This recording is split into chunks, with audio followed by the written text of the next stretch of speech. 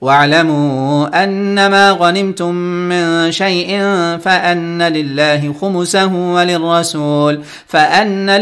خمسه وللرسول ولذي القربى واليتامى والمساكين وابن السبيل إن كنتم آمنتم بالله وما أنزلنا على عبدنا يوم الفرقان يوم التقى الجمعان والله على كل شيء قدير.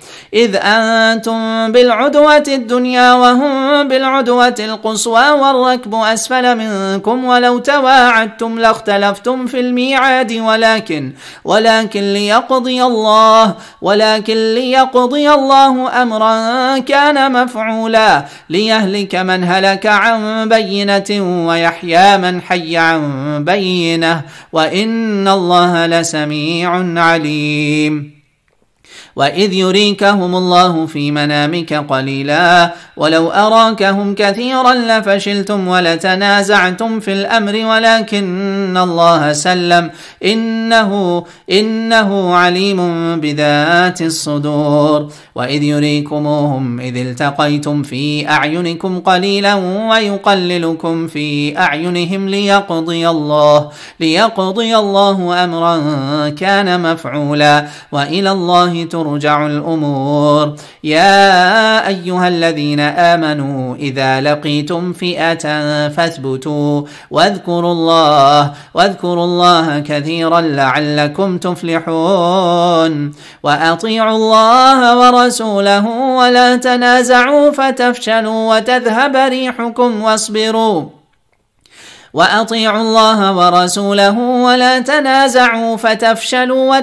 ريحكم واصبروا إن الله مع الصابرين. ولا تكونوا كالذين خرجوا من ديارهم بطرا ورئاء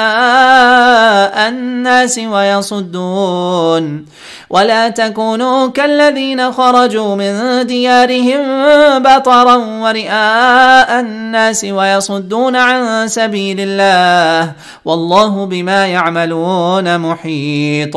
وإذ زين لهم الشيطان أعمالهم وقال لا غالب لكم اليوم من الناس وإني جار لكم فلما تراءت الفئتان نكص على عقبيه وقال إني بريء منكم إني أرى ما لا